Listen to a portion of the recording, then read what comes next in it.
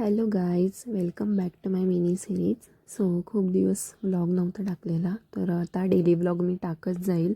जे काय घरात डेली रुटीन असतं ते आणि रेसिपी व्लॉगसुद्धा आता मी टाकेन.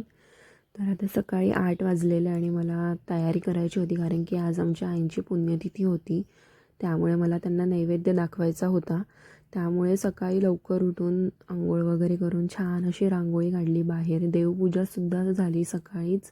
देवांनासुद्धा छान अंघोळ वगैरे घातली.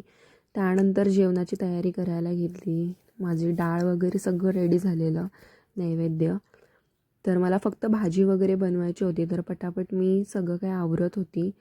आणि त्यानंतर मी पीठ वगैरे मळून ठेवलं, कारण की थोडंसं पीठ आपलं सॉफ्ट झालं की मग पुऱ्या चांगल्या येतात. त्यामुळे पीठ वगैरे मळून ठेवलेलं आणि मला पुढची तयारी करायची होती. तर तीही तयारी मग चालू करायला घेतली. आणि क्लायमेट बघा किती छान झालेलं, कारण की पूर्ण असं ना काळोखसारखं झालेलं आणि पावसाचं वातावरण झालेलं, पण पाऊस नव्हता आलेला. आणि हे मी तुम्हाला झाड दाखवलेलं मागच्या व्लॉगमध्ये अपराजिताचं, ते आता एवढं मोठं झालं आणि छान वाटत होतं. त्याला फूल नाही आले आहे पण अजून.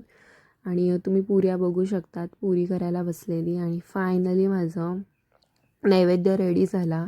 कसं वाटतं तुम्हाला नक्की सांगा, व्लॉगमध्ये कमेंट करा छान. आणि आईंना आपण नैवेद्य वगैरेसुद्धा दाखवलेला.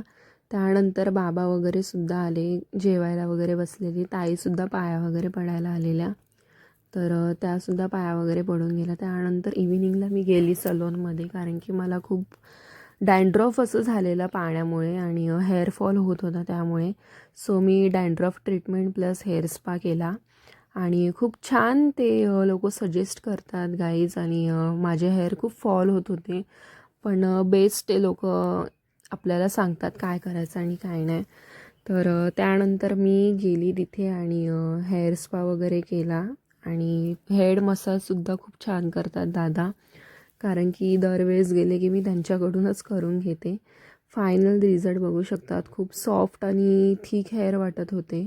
आणि खूप शाईनसुद्धा करत होते. आणि ते बेस्ट प्रोडक्ट सांगतात काय यूज करायचं काय नाही. आणि चला, त्यानंतर भेटू आपण नेक्स्ट व्लॉगमध्ये. हा आपला डेली रुटीन व्लॉग. बाय.